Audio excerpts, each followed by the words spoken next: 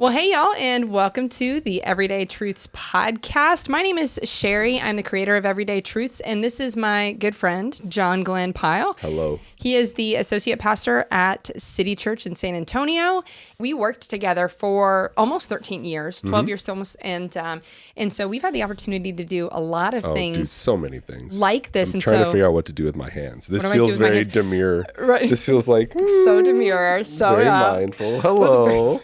Hello. Awesome is there are folks that are watching on video right now that you can see us. If you can't see us, John is a man with very long, luxurious hair. It's beautiful. It's really thick. It's really like dense and thick and healthy. That's the important thing. So there you go. Now you have this beautiful Fabio, you know? Absolutely. Now you have a good picture. People mix you and Fabio up all the time. I can't go a day without it. Every single day. It's like, is that Fabio over there? No, it's me, guys. It's me. Jeez. Come on. But it's funny because so often it's like you'll reference things like physically in here and people are like, what the heck are they talking about? And so I have to remember to describe Podcasting things. is an audio medium, right? Yeah. And it's the best thing to talk about the visual and just assume that people can see it. Like here's a timer on this. Actually, that's a good thing. So what we do in these tabletop episodes is we have a 15-minute timer and we have a topic and we talk about that topic for 15 minutes. Love it. It limits it. It makes it get straight to the point. Yeah. And I've really enjoyed it. It's been fun. This is the first time you've recorded in this format. Yeah. And so I'm excited about it though. Limitations are good. Yeah. I like it. So we're going to be talking about hearing from God today. Had a question that came in that was like, I feel like I'm just not hearing from God. How do you hear from God? Like, how do I make this work? And so we're going to talk about that. But first, you know how I love to play games. Yes. And so instead of a game today, I don't prep. Yeah. I don't prep the person, but I gave John a little bit of a heads up because there was some mental prep work. Yep. And so John and I have had many conversations over the years about conspiracy theories.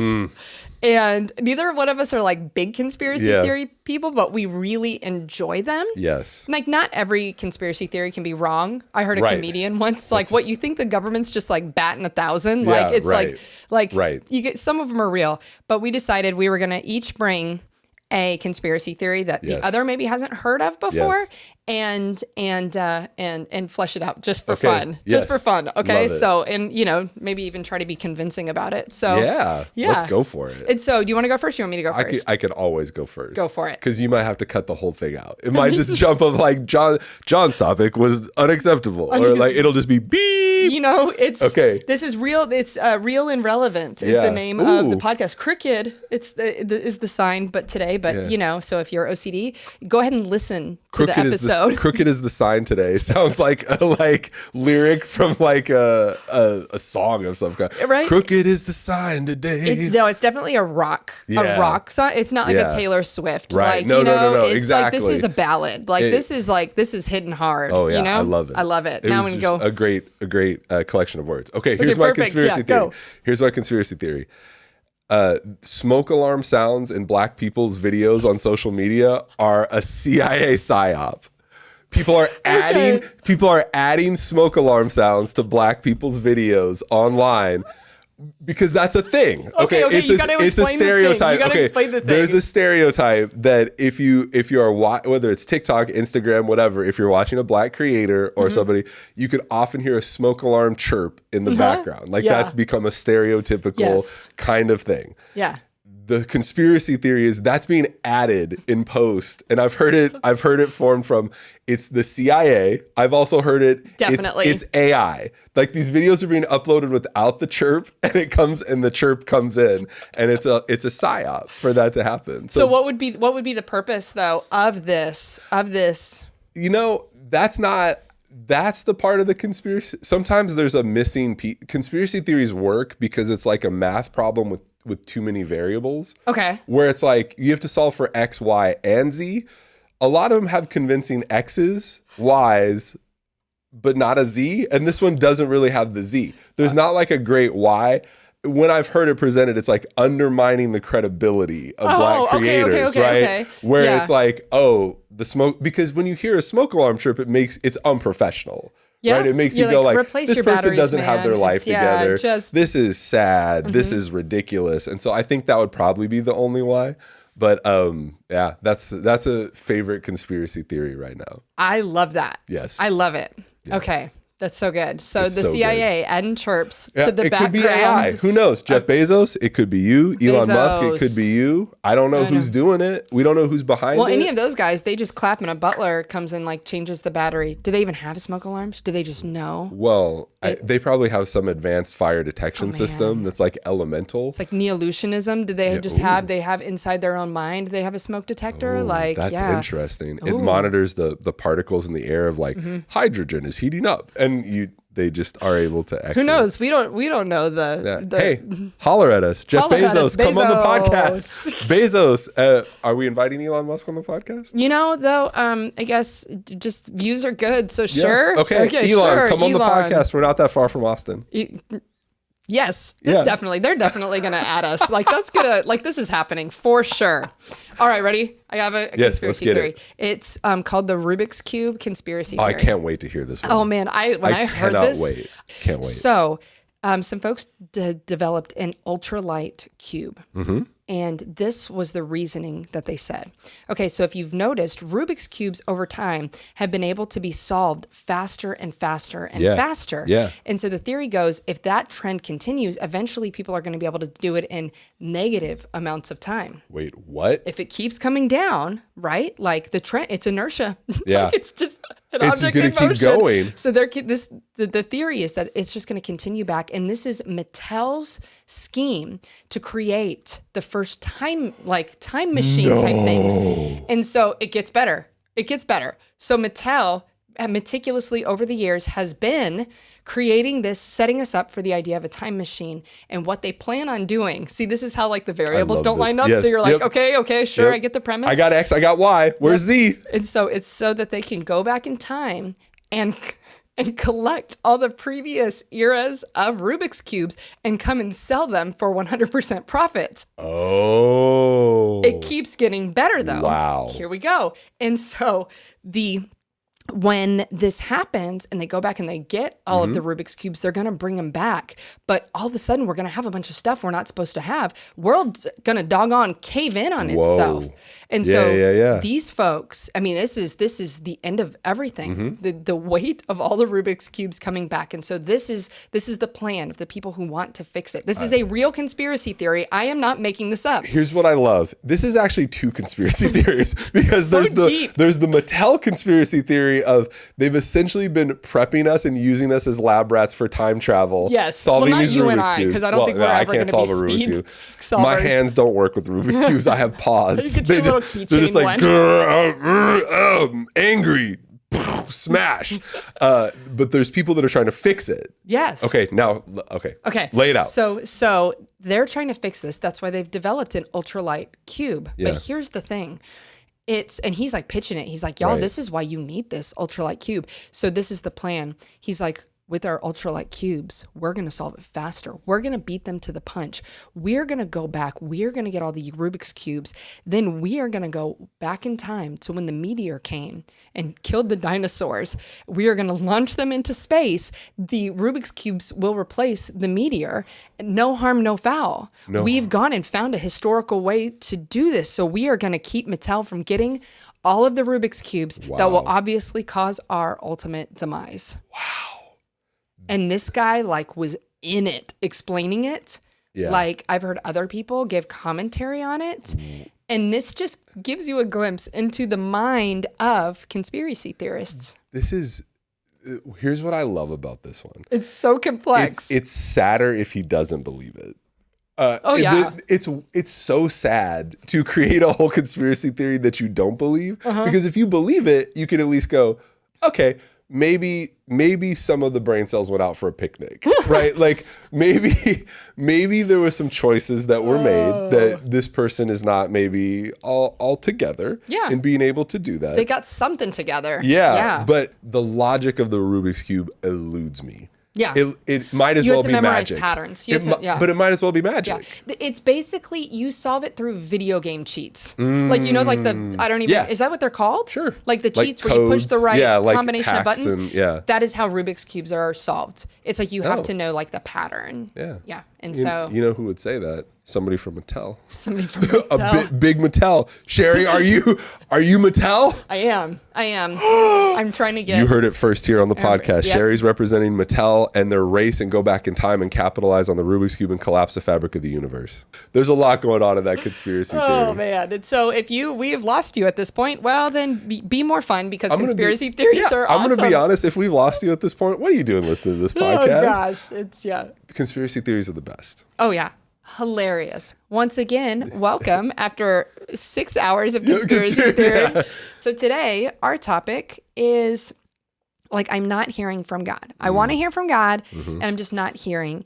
And I'll broaden this out because the person who asked this question, it was specific to I feel like I used to hear from God. Right. And now I feel like I'm just in a season of silence. And so, maybe we'll hit this from a couple angles. Maybe we talk, because I always hate giving simple answers to complicated questions. Yeah. So first, let's talk about maybe seasons of silence that we've experienced, and let's tie it into, biblical narrative and things like that have, we can see others. Absolutely. Maybe. And then we can talk about we'll break it up into those. And then last, maybe just hey, here's ways to hear from God. Just simply for folks that have just maybe broad strokes have this question. Great. And so let's go for it. Ready? You can flip the timer because you're closer. Oh, how do I flip? Okay. Ooh. It's a lot of pressure.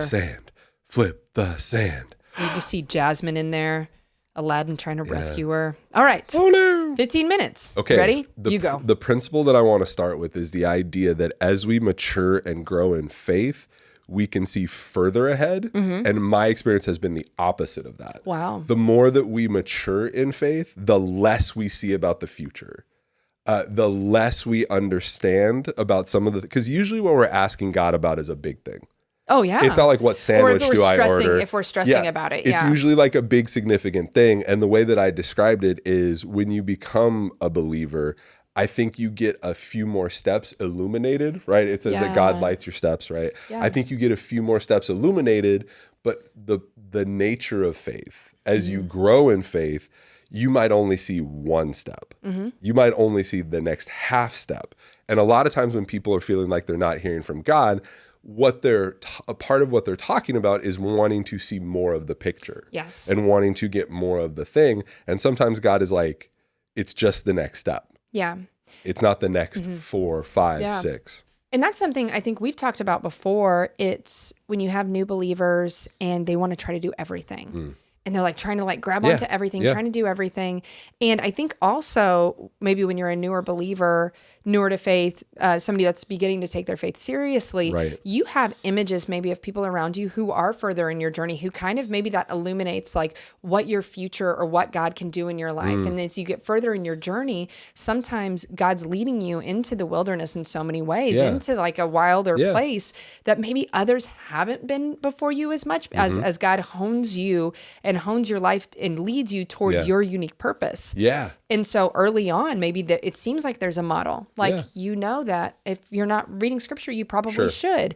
You know that if you should go to church service, maybe that you should get into community with others, that you should pray. And so there's a charted path there. Yeah. And it becomes more and more uncharted as you go. Yeah. Well, it's more standard because everybody became a believer in a very similar way. The circumstances might be wildly different across the board, but the first steps of faith are the orientation for a job, right? Yeah. Where it's just we're getting you on board, we're doing the thing. But I think our wildernesses are personal places. Yeah. I think our wildernesses are Jesus went alone into the wilderness, right? I think our wilderness seasons are often very unique to us and very personal as it relates to that. And so to your point, there's not necessarily a model. There's not necessarily an example of what it means to walk in our wilderness because we've never done that. Yeah. But I'll say it right, if you're watching, the wilderness is not a place of weakness, it's a place of strength. Yeah. God did not send Jesus into the wilderness to make him weak. Yes. He sent him into the wilderness to make him strong. Yeah. And complete reliance on God in that. He's very much with us in the wilderness. I think of that, the story of Elijah, who's after he's seen God do something incredible, which is to burn this offering that it's go in and read the story. It's super cool, but it's essentially, I won't get into the story, but he goes out into the wilderness and he's distraught because he has enemies that want to kill him and things like that. And so he goes out into the wilderness and he is just absolutely lamenting. And in the middle of that, God sends him a literal, like a plant to rest under. Yes. And a snack to eat. And food, yeah. And tells him to take a nap. Yeah. Like in the wilderness, when he's so alone, we see God's there with him. We see, in the story of like the Israelites, we see water come from a rock and manna come from the sky. We see the presence of God as they follow it in the cloud. And so we see God with us in the wilderness in so many ways, but it is the place where we can feel most alone. Right. And maybe even we feel alone, like as in we're alone, like separated from God as well. Right. Because it can feel like a barren place. Right. But you contrast that with Jesus's wilderness where there was no food and no water. Right. And so now Jesus is Jesus, so we can't always assume that ours is going to look like that. And there are people that do 40-day fasts. Yeah. I mean, that's incredibly impressive and faithful, and that they do that. That's really cool. But yes, in these three cases, you have God providing food to some, and then others are fasting, right? And I think if we looked at different wilderness seasons, they might not have been framed like that in the scripture. But if we look at those drawn out seasons, right, whatever that is, of leaving your comfort, leaving the normal of your life, and going into a difficult season where you're kind of cut off and a little isolated. I think it's going to look different for everybody. I just think those wildernesses are personal. Yeah. And so hearing from God, I think I just talked to a couple about this facing a really difficult issue. Yeah. Talked to them about it this week. And one of the things that made them feel the most comfortable, we had this long conversation, was just starting it with, I don't think you're not hearing from God. I don't think there's something you're supposed to be doing that God is trying to tell you that you're missing. That was essentially like, part of the fear was like, what is God trying to tell us? What is God trying to tell us? What is, like, there's a missing message. Like you missed an email, like you missed a text, like God has been trying to call, but you're not picking it up. He doesn't have your number. And so part of it is just the expectation of going, you're not missing anything. You're not missing anything. What God has wanted to communicate, he's communicated. And it's not because you suck. It's not because you're not praying enough. It's not because you're not reading enough. He's communicated what he's wanted to communicate to this moment. And there's a reason for what feels like silence. Yeah. Right. And it might legitimately be silence. I don't want to like say, well, you're actually wrong. You're like, it might be silence, right? There are moments where you might feel distant from God, where you might feel like there's not the same kind of connection. That's usually based on feelings, right? It's usually based on like a deep kind of feeling thing. And that might be legit, but that doesn't mean that you're deficient, you're missing something, or that God is upset with you for whatever your like internal baggage, whatever the internal hurts, whatever the thing is that you carry with you, that you might be disappointing God, or that God is angry, or that however you see God, right? The distorted view that you have of God. Which we all do. We all have a distorted view of God. We all do. We all carry a distorted view of God in some way, and a distorted view of ourselves. Absolutely. And where these collide is this issue. Yeah. The distorted view of God and the distorted view of ourselves. All of a sudden, I'm not hearing from God. Am I deficient, or is God deficient? Yeah. That's often what we're looking at, as opposed to being like, sometimes it's just not on our time frame. Yeah.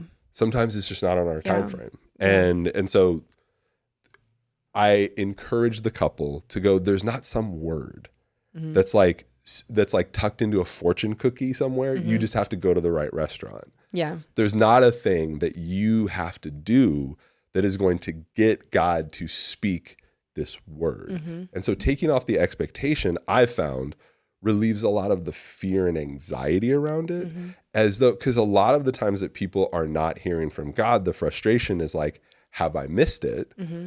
But there's a posture or an expectation that I should be hearing from him right now.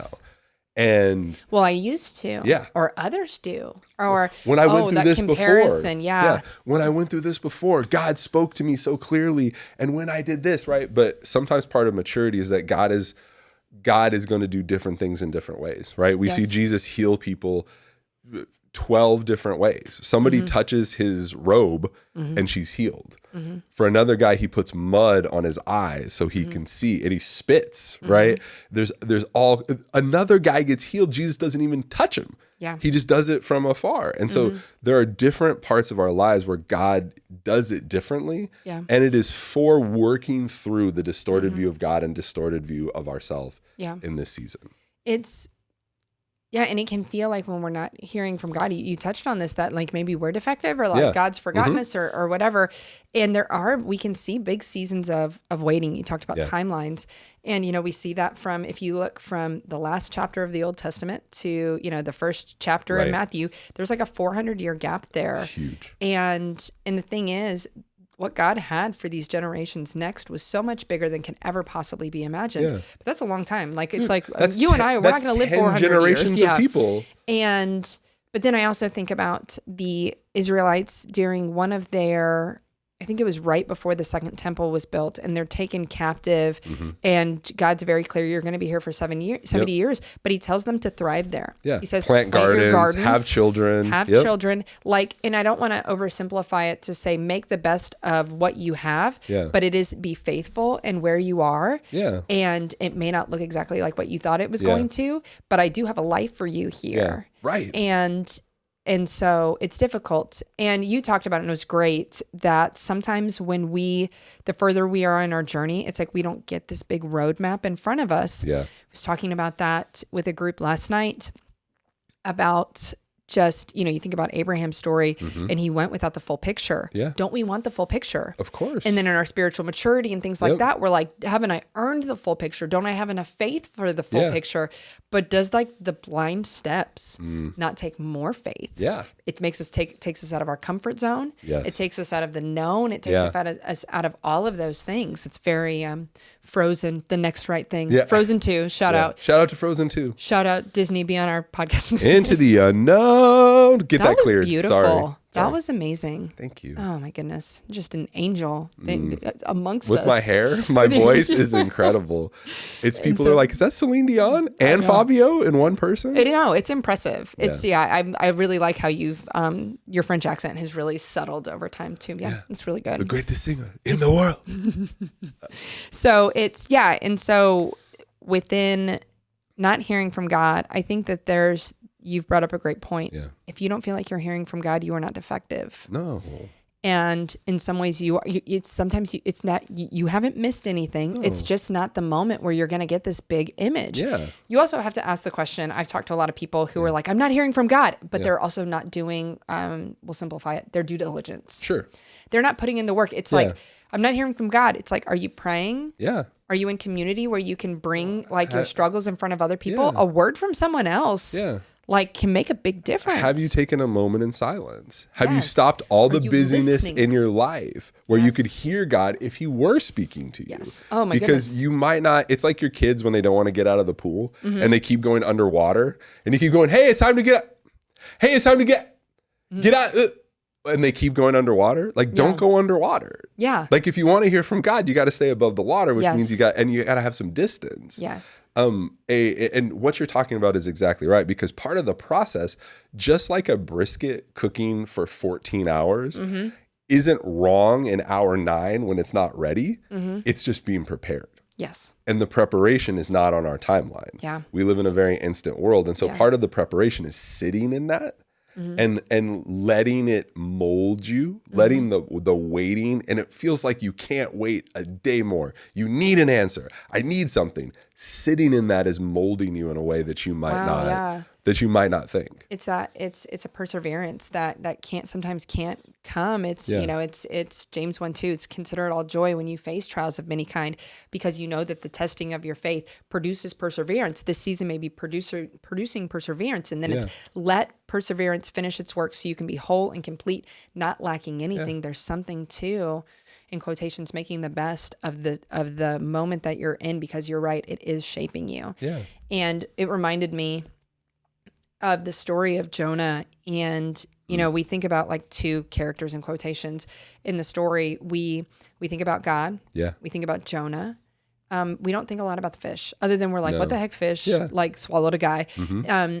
But when Jonah is eaten by the fish, we see Jonah praying. Yeah. And but we don't often think about what the fish is doing, right? When you're in the belly, you're in the belly of the whale. But what the fish was doing is what fish do. It was swimming him toward Nineveh. Right. It was swimming him towards his purpose. Yeah. And so sometimes when you feel like you're in the belly of the fish and you're not hearing to God and you're crying out and you're doing all of that, that may be very well leading you towards your purpose. Because you're actually on your way. You're on your way. You're on your way. You just don't know it because you're in the belly. Yes, absolutely. Yeah. Because that fish spit out Jonah exactly where his purpose was supposed to be. We don't want to be in the belly of a fish. No. Honestly, like real talk, Jonah would not have had to have been in the belly of fish if he just done the right thing in the first place. But I mean, sometimes God's like, now we're going to get there. And if I have to use this fish, I'm going to use it. But other times, I mean, we have so much choice in it. But just because you make a choice at some point that's kind of maybe away from God's direction from you doesn't mean that he's not with you even in the wilderness when you even create it yourself. Amen. Went a little off topic there, but okay. And so if you're struggling to hear from God today, you're not defective. No.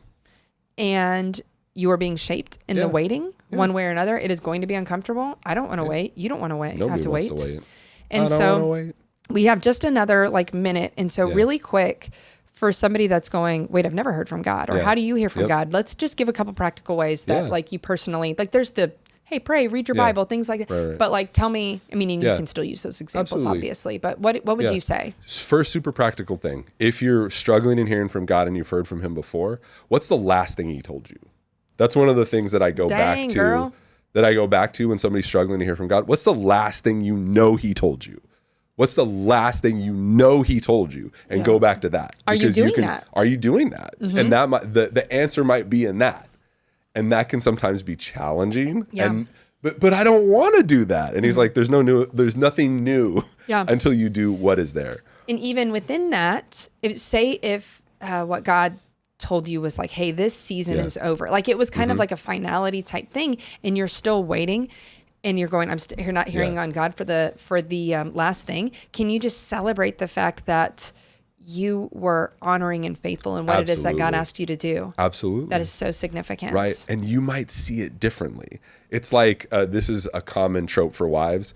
When you send your husband to look for something and he's like, it's not there. And then you go to look for it. Sometimes that word that we received initially, we interpreted it one way and we got it one way and we lived it. And it might be 5 years later, you come back to it, you might see it a totally different way. You might have a completely different perspective and it might illuminate something that a new word could not illuminate. Yes. To answer your original question, how to hear from God. The thing for me personally, and I'll just speak to what I know, is silence and solitude. Yeah. Spending time, not speaking to God, not praying, not actively, your mind is not working, but just spending time in almost a quiet contemplation and practicing what that is like is one of the best ways to hear from God. Because it's making space to hear. It's very open-handed. Yes. It's not like, this is mine. It's really like, okay, God, what is it? I love that. It's what is the last thing he told you? Sitting in silence. And there's the very be in scripture, be in prayer. Absolutely. Go to a Sunday service, listen to a podcast, listen to seek out ways to gain wisdom, to gain truth, all of those.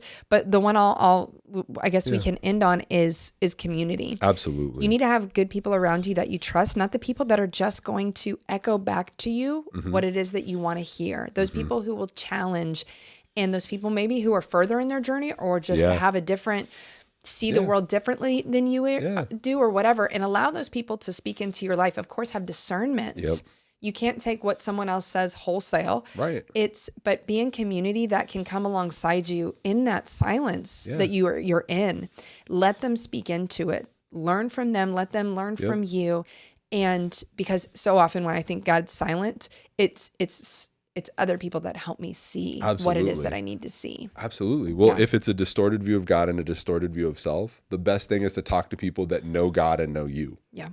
And they can speak to the truth of you. They can speak, even if it's hard, of going, wait, you're talking about moving across the country to a place where it snows. You don't even have a jacket. Yeah. Like people that know you and that people that are familiar with God. And it doesn't have to be like a more mature mentor. It doesn't have to be, it's just somebody who's following Jesus. Yes. Right. Can offer a lot that can help you. Man, the fire of a new believer should inspire all of us. Yeah. Like, heck yeah. Like, I've learned so much from people who are new. And don't we want to just get skeptical and be like, well, just wait? Like, no, like, all right. We went a little bit over time, but I think it was worth it. It was really practical. And so thank you guys for listening to the Everyday Truths podcast.